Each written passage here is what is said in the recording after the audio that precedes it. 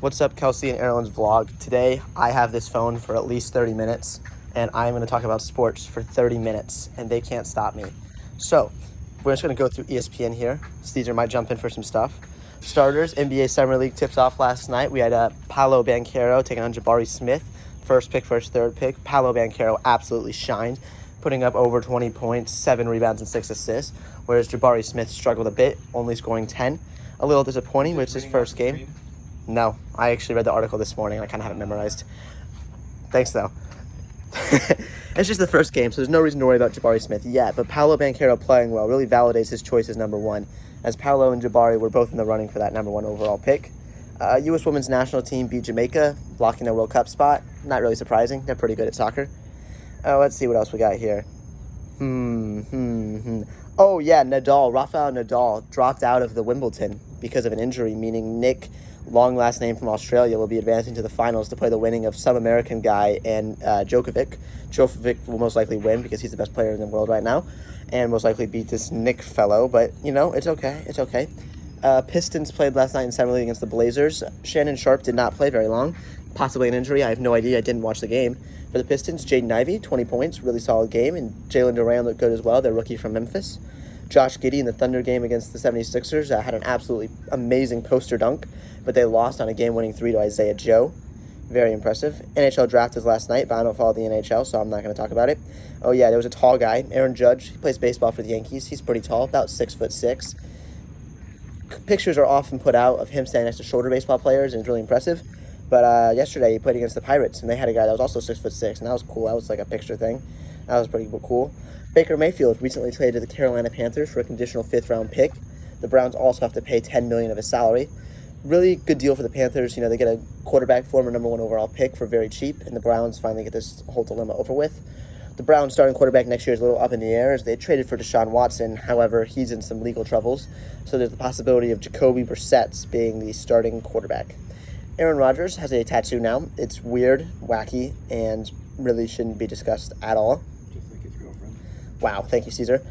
Chet Holmgren, second overall pick to the Thunder. He's made his Summer League debut 2 nights ago, dropping an impressive stat line of 27 points and 6 blocks, a Summer League record. He then struggled the next night going against Kenny Lofton Jr., who has a bigger body. Chet, being 7'1", 180 pounds, that's not accurate, but basically has absolutely no muscle to him, so he was bodied in the paint a little bit, but he has some definite potential for the future. What else do we have here? Yes, ESPN Fantasy releases their sleepers, busts, and breakouts this year. A couple interesting choices by some of these analysts. I'm learning as I learn more about football that ESPN doesn't know what they're talking about. A lot of these picks are really interesting, and a lot of them actually contradict themselves. For example, Mike Clay has his quarterback sleeper as Aaron Rodgers, and 1, 2, 3, 4, 5, 6, 7, 8 of the analysts have Aaron Rodgers as our quarterback bust. So it's kind of interesting to see who you think you should listen to in this situation. Some other notable sleepers, Trey Lance, Derek Carr. I agree with Derek Carr, and Matt Ryan, another one I agree with. Whereas Trevor Lawrence, Justin Fields, and Trey Lance, the younger guys, a little bit more of a safer pick for their sleepers, just because if they don't do well, you can say, oh, it's just their second year, yada, yada, yada. But personally, I think that's a way out. I think it's cheap, and I don't think any of those guys will break out. For the bust, Aaron Rodgers is the most popular pick. A couple Kyler Murrays. I don't think Aaron Rodgers will be a bust. I mean, he's currently being drafted as the QB 11. And there's no way he doesn't perform to that level. Kyler Murray's possible, especially without DeAndre Hopkins for the first 6 games of the season because of his drug suspension. And then Joe Burrow, Mike Clay, it's possible. He had a really good season last year, so just by default, he could bust by not playing as well as he did last year. But, in the grand scheme of things, he will be a good quarterback. Running back sleepers, they have Elijah Mitchell. I like Elijah Mitchell, but the 49ers running backs often get injured, so that's a riskier pick. They have Ken Walker in Seattle, the rookie. He isn't even the number one running back right now. That's be Rashad Penny. And if Chris Carson somehow recovers from his catastrophic neck injury, he'd also be in front of Ken Walker. So I'm not big on him this year. Maybe in the future, after Rashad Penny leaves, he could be great. But for this year, they do one back, and that's currently Rashad Penny. Miles Sanders, that's a great pick for a breakout. He's played very well, and he had one touchdown last year? Yeah. Something really crazy that won't happen again this year. He'll get plenty of touches. That's a good pick. Travis Etienne, he currently has a stranglehold on Jacksonville's backfield. The only thing is it's a new coach coming in, not the coach that drafted him. So it'll be interesting to see if that coach has the same belief in him. A.J. Dillon, another beautiful sleeper pick. He will get plenty of touches now that Devontae Adams is gone. The Packers are going to run the ball a little more. Even with Aaron Jones there, A.J. Dillon will still be a very valuable option. And then Melvin Gordon, that's a risky one because he's the second back right now to Javonte Williams, their young guy in Denver. I don't know if I agree with it exactly. I think if Javonte goes down, Melvin Gordon will be great. But especially when they just traded for Russell Wilson, I don't think they're going to use two running backs as much as they did last year. Not sure that's a great sleeper pick. For bust, James Conner. I'm not a huge James Conner guy this year, but I don't think he'll bust. The carries are there in Arizona. He's going to get plenty of touches, probably score some touchdowns. I don't think he'll bust. I'm not going to draft him personally in my leagues just because I think there's better options around him. But that doesn't mean I think he'll bust at all. Antonio Gibson, very interesting. He's getting drafted way later than he has the past couple of years. And I don't think he'll bust because I don't think he can bust from where he's at right now. If he just has a okay season, he'll be worth the pick. Nick Chubb, really bold bust pick because he's a first-round running back at this point. It would take an injury. I mean, especially if Deshaun Watson's suspended. Bold prediction here from Caesar. He has a Nick Chubb injury on his radar, but if Jacoby Brissett's the quarterback, they're going to run the ball. Already run first team. They're going to run it even more. And both Nick Chubb and Kareem Hunt will be very viable picks. Okay. Cordell Patterson. Wow. He had a great season last year, so he got some more work in the passing game. But he is getting a little older. Interesting bust choice because he is going so late right now. I think he's like a 6th or 7th round pick at this point. And I feel like that's some great value for someone who was a top 12 running back last year. I still think he's going to do well. Yeah, I don't know how you bust. Josh Jacobs for the Raiders. That's interesting. I mean, he hasn't played. He was supposed to be great coming out of college, Alabama, but he struggled a little bit. And I could see him busting this year just because of the trade for Devontae Adams. Have so many weapons in the passing game, he's not going to get much passing work. And he's just going to have to rely on big carries, which he hasn't been able to do. I could see Josh Jacobs busting. That's a good choice from Eric Moody. And Javonte Williams. I'm not big on Javonte Williams this year personally. I know a lot of people are. I just think that it's too risky with Denver because they do have Melvin Gordon. Even though I don't think Melvin Gordon will break out, I think that neither running back will have phenomenal seasons. It'll be more of a split carry situation. So I agree with that bust. Wide receivers, Chris Olave, the rookie out of New Orleans. This just depends on if Michael Thomas is healthy. I think if Michael Thomas is healthy, he can't break out because that's who the number one target's going to be. But if Thomas is hurt, it's going to be him and Jarvis Landry competing for targets. Yeah, and I think he can absolutely break out. But once again, it all comes down to Michael Thomas' injury on this one. Robert Woods, he's currently injured.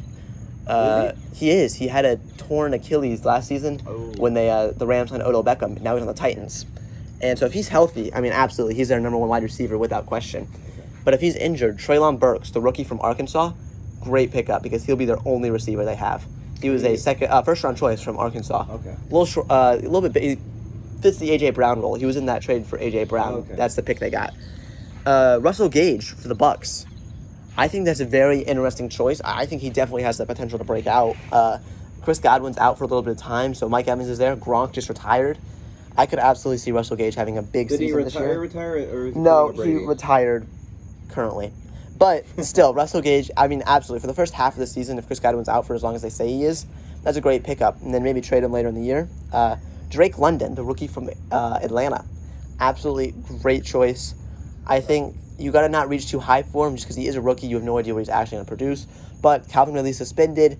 Russell Gage is gone. It's just Kyle Pitts there he's competing with targets for. And I think he'll absolutely get the ball thrown to him a lot.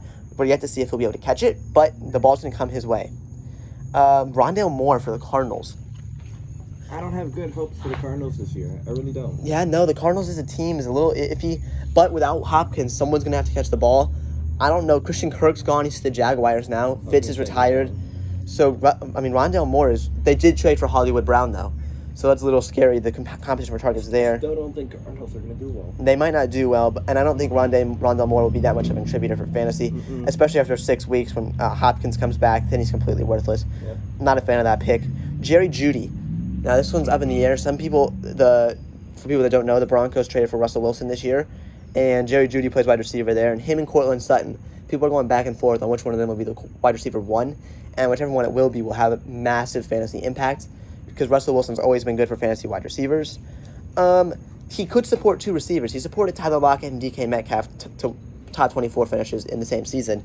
He could do the same thing with Jeudy and Sutton. Neither of them are the talent of those two guys. People are suggesting Jeudy might be the guy because he's younger, faster, might be a deep threat for Russell Wilson. He likes to throw those moon balls. Yeah. It's an interesting choice. Adam Thielen. I don't know what that for is. Minnesota. They're a wide receiver 2 behind Justin Jefferson. Okay. Been in the league for a long time. He's had a couple good seasons recently. Last season was a bit of a down year with the Justin Jefferson breakout. He's too touchdown dependent for my liking. I could see he could absolutely break out. There's no questions asked. He could be a sleeper this year and break out if he gets the ball in the red zone. But I'm not going to take that chance. There's too many other good players where he's going around, right around him, players getting drafted around him, like Darnell Mooney for the Bears, who I like way more than Adam Thielen personally. I just feel like it's too risky to try and grab Thielen when there's other viable options that you know are going to do well right around him. Yeah. Speaking of which, Darnell Mooney is the next breakout, and I'm 100% on board with this. He's the wide receiver 1 in Chicago. No competition. Allen Robinson's gone. Justin Fields, year 2 with a new offensive coordinator. I like Justin Fields this year a little bit.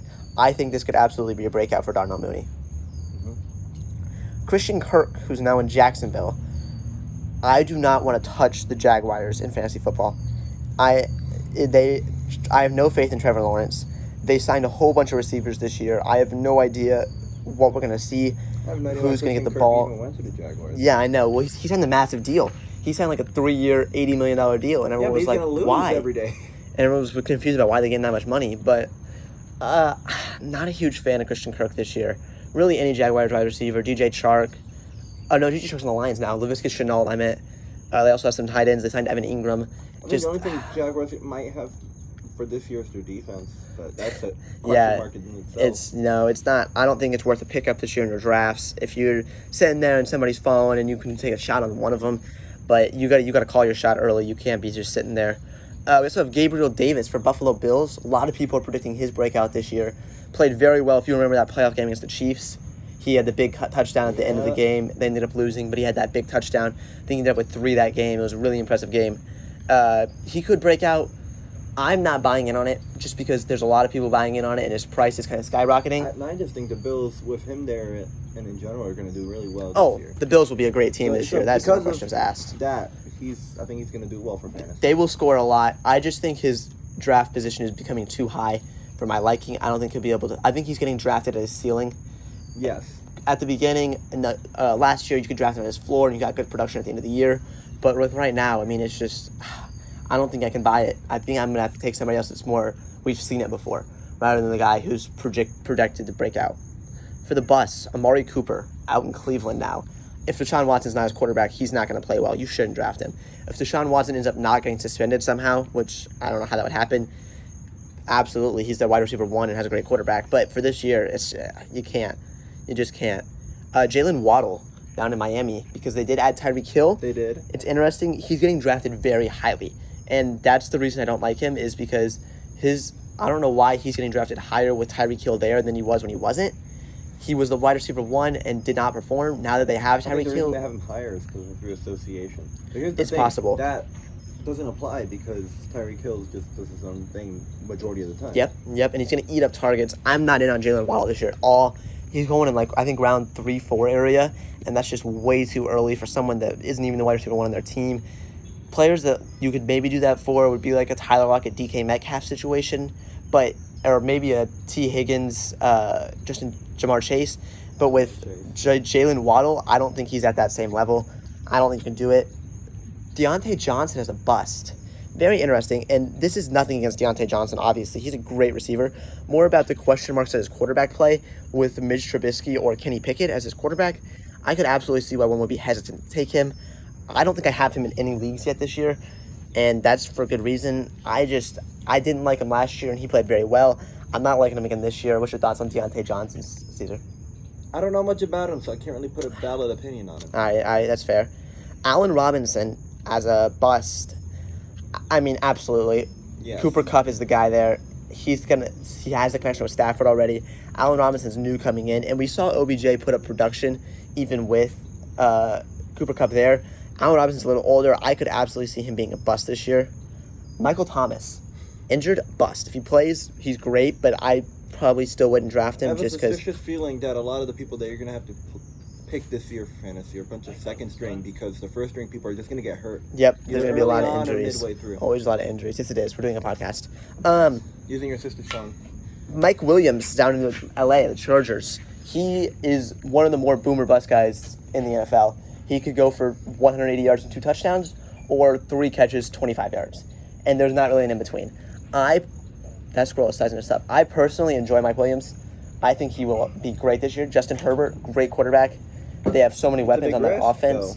It is a risk, but with this, where he's getting drafted, I mean, when you look around the people getting drafted around him, there's not obviously a safe option at that point because he is falling a little bit more because of the boom-bust risk. And I think he's 100% worth it. It's fine. I did this yesterday too, but I didn't do it this long. It's fine. I'm sending it to myself too. I gotta figure out how to do that. You know your sister's password? The way you send it is through a Google Docs file because of how long it is. It's going to take a while for download, but that's the only way. Just airdrop it. Facts. Tight end sleepers. Irv Smith for the Vikings. Great. Injured last year. I'm in on Irv Smith. I think it seems like you're in on Irv Smith as well. Logan Thomas for Washington.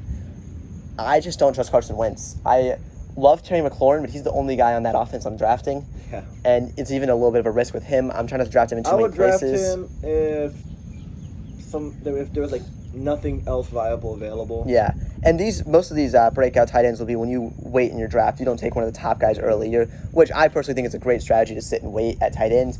You can load up on other positions. There's also a bunch of dumb people that would be in my leagues because they don't know anything. So Yep. they just pick up randomly. So yep, you gotta try and if you want to take a first round pick on Travis Kelce, you can, but I feel like there's too many tight ends that can get you points, whereas like the running backs fall off quickly. And like these guys taking a risk on a tight end. I've done this in every league I've drafted in. Is I've sat and waited at tight ends, and I've ended up with I think a lot of teams I like with tight ends where I'm like, you know what, I can kind of play the waiver wire throughout the season, see if there's an injury to a starting tight end, I can slide in for the backup. Yeah. Pat Vermaethen from the Steelers. A lot of people are in on him. I'm not personally. I'm not a fan of him. I think I'm sure he's a great guy. Never met him. Sure he's a great guy, but just with Mitch Trubisky at quarterback, so many weapons on that offense, it's way too dangerous to try and draft a tight end from there. Cole Kmet for the Bears. I like Cole Kmet. Yeah.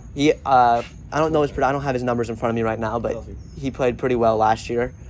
I think he could have a breakout year this year, 100%. Him and Darnell Mooney are the only two options on that team.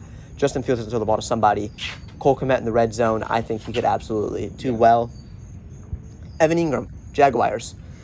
Enough said. Like I said, yeah, that's it. That's all I got to say.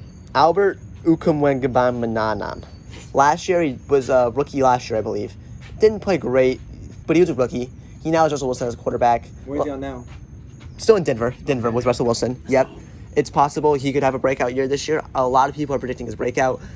If he's there late and you need a tight end, especially as a tight end too, if you can grab him as your tight end, your second tight end, I think that's a great pick. That's a great pick. Just high upside, a lot of risk. So if you can get him as your tight end too, behind somebody like a mid-tier tight end, and then Albert, I think that's a great pick. But having him as your tight end one is a little scary for me, just because of the risk reward there. The reward like 10 more minutes. Isn't. I honestly don't know how long I've been out for. Incredible. You've been out for 20 minutes. I'm doing it for 20 minutes. No, I've been doing it for 18. But I started a little bit after you guys left. Robert Tonyan in Green Bay. He had the injury last year. I like him a lot. I like him a lot because Adams is gone. He has the chemistry with Rodgers already. Yeah. He's a little bit older, but I think as a tight end, you can kind of hang on through age a little bit more than like a wide receiver can. Oh, yeah. I am personally in on Robert Tonyan. I already have him in a league or two. I love Robert Tonyan this year. Super cheap draft. I think I grabbed him in like the 11th or 12th round. I am all in on Robert Tonyan this year. Mm-hmm. Bust. Now these are going to be the guys that are higher. Actually, I lied. Well, Darren Waller. This is the question right here. Do you spend a third round pick on Darren Waller after they traded for Devontae Adams? Thoughts on Darren Waller, Caesar? I would say no. No, I don't think so either. I think if you're drafting a tight end early, you need to make sure they're a difference maker at the position. Mm-hmm. Travis Kelce is. Mark Andrews is. After that, I don't think there's a tight end you can draft that early just because they're not going to give you a difference-making points. I absolutely could see Darren Waller busting this year, but not in like a way where he's bad, but where he doesn't pay off his draft capital. He would just be average. Yep, he doesn't pay off the draft capital. And he could finish as the tight end 3, being the third tight end drafted, and he could still be a bust because he wouldn't be worth a third-round pick. Mike Gesicki down in Miami. I like Mike Gesicki this year. They have him as a bust. I think he has potential to go off this year. Tyreek Hill is there, I understand that, but there's still a lot of work to the tight end. Tua likes throwing to the tight end. He's a big, massive target. I think Mike Gesicki can have a good season. I have him in a league already. I'm in on Mike Gesicki. I don't think he's going to bust this year. Dawson Knox down in Buffalo. He has been an average tight end his whole career. I don't think there's any way he busts just because of how cheap he is going in drafts right now. That's the thing with a bust is you have to go someone with the top of the draft. Yeah. Because these guys that are cheap, I mean, it's too easy. You can grab them, and if they bust, it's not a terrible thing. I think Dawson Knox is fine. I have him in a draft already, and I think he's a fine tight end. Obviously, if you can get him as your tight end 2, it'd be much preferable to having him as your tight end 1. But I think there's You really don't want him tight end 1 now. not really that much of a risk. Grabbing him late, 10th round, he's going a little bit before Robert Tonyan, and I would absolutely rather have Robert Tonyan than Dawson Knox. But, I mean, if he's there, he's not a terrible pickup. Hunter Henry in New England. For someone else, so I don't run alone. They kept running. Did they? Yeah. Hunter Henry, New England Patriots. I don't like either of the tight ends in New England. I just don't like New England. Jonnu Smith, Hunter Henry. It's just, I have no idea what's going to happen. Are they going to run the ball a lot? Mac Jones didn't throw it a lot that first I season. think New England's going to get in over their head again this year. Yeah. Like they did last year, and then it's just going to go I'm just not a fan. Dallas Goedert in Philly. I love Dallas Goedert, but the draft price is too steep. He's going in the 5th, 6th rounds, and that's just too early for me for Dallas Goedert. Great. He'd still be worth it. I don't think he will, because if you're looking at those rounds, there's so many good receivers. Like Mike Evans is going in the back of the 4th. If you could go Mike Evans or Dallas Goedert, I'm taking Mike Evans. Yeah. Every day of the week. Like you got to look at the guys that are going around. Like obviously great player, and if he falls to the 7th, 8th, I might use a pick on him. But just going as early as he is, I just can't rationalize taking that pick. Noah Fant in Seattle. I mean, he's now surrounded by weapons. He's been good his career, but he's now surrounded by a bunch more weapons. No more Russell Wilson. I mean, he's playing with Drew Lock or Geno Smith. Like, there's no right answer here. I'm not a fan. I'm not a fan. I think that's good.